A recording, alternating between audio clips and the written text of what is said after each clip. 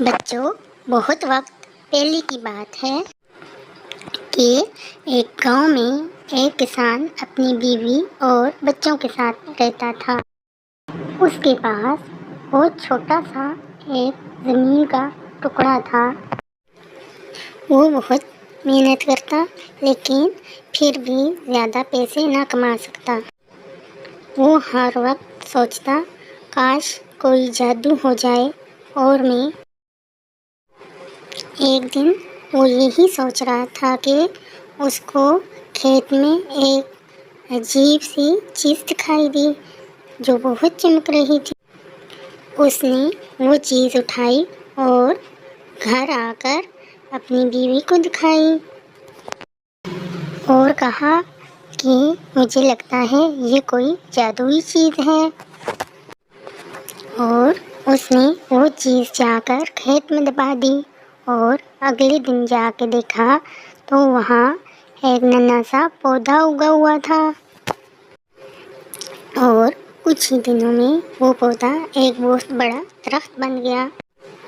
ایک دن کسان نے جا کے دیکھا تو اس پیڑ کے ساتھ بہت سارے سونے کے سکے لگے ہوئے ہیں۔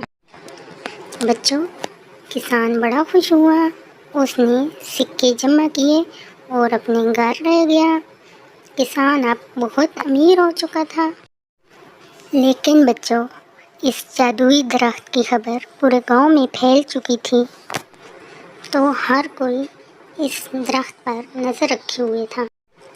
کسان ہر وقت اپنے جادوئی درخت کے پاس بیٹھا رہتا اور اس کی حفاظت کرتا۔ وہ اپنے درخت کے بارے میں کسی پہ بھی یقین نہ کرتا۔ بچوں، اب کسان کی نیند اور سکون ختم ہو چکا تھا۔ وہ اپنے درخت کے بارے میں بہت پریشان رہتا۔ تو ایک دن کسان بہت پریشان ہوا اور دعا کی کہ اے اللہ، مجھے میری پہلے والی زندگی واپس لوٹا دے۔ اے اللہ، میرا چین سکون مجھے واپس لوٹا دے۔